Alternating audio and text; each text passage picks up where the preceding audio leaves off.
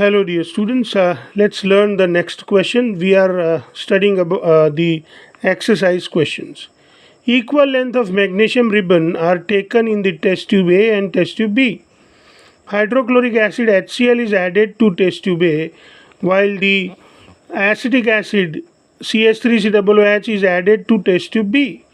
In which test tube will the fizzing occur more vigorously and why? So this is what we really need to answer. Let us answer this question.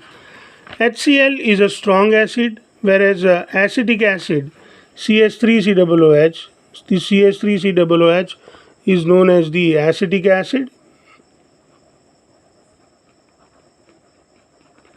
This acetic acid is generally the weak acid.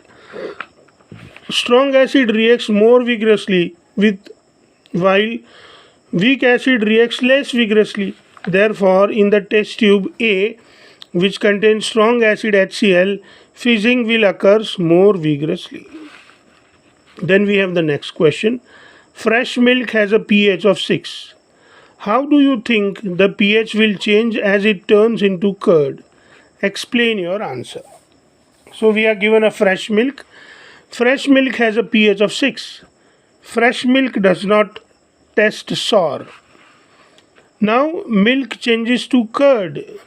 Curd is sour in taste. Acids are sour in taste. So when milk is changed to curd, acid must have prepared or acid must have been produced during this reaction or during this change.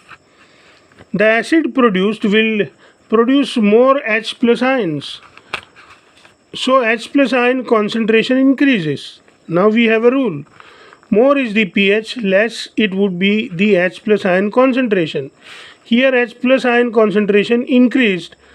It implies that the pH must have been decreased when milk changes to the curd. So this is how we can understand that when the milk changes to curd, pH decreases.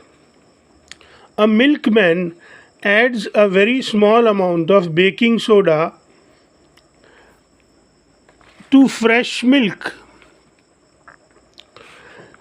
Question A. Why does he shift the pH of fresh milk from 6 to slightly alkaline? Why does this milk take a long time to set as a curd? Let us answer this question. Baking soda NaHCO3, which is also known as the sodium hydrogen carbonate. Baking soda is NaHCO3. So the cation is Na plus and anion is HCO3 minus.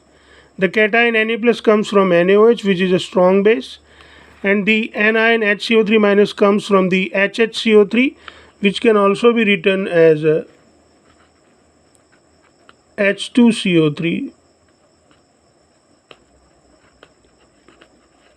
which is a carbonic acid, which is a weak acid. So here the baking soda is produced by the reaction between the strong base and weak acid, and that is why it is a basic salt. So I have written NaHCO3, a basic salt. Being basic, when it is added to milk, the pH of milk go more than 7. That means the pH of or the milk turns basic in nature, and that is why the pH of milk become more than 7. Thus milk turns alkaline. Now we are going to answer A. Milkman shifts the pH of milk from 6 to alkaline because he may need to go to sell the milk to the different places, which takes some time. Milk changes to curd when acid is produced in milk and pH decreases, but slightly alkaline milk will take longer time to decrease the pH less than 6, and that is why the milkman add baking soda to the milk. We'll answer the B question B. This milk with pH is greater than 7 take longer time to set as a curd because acid is produced when the milk changes to curd.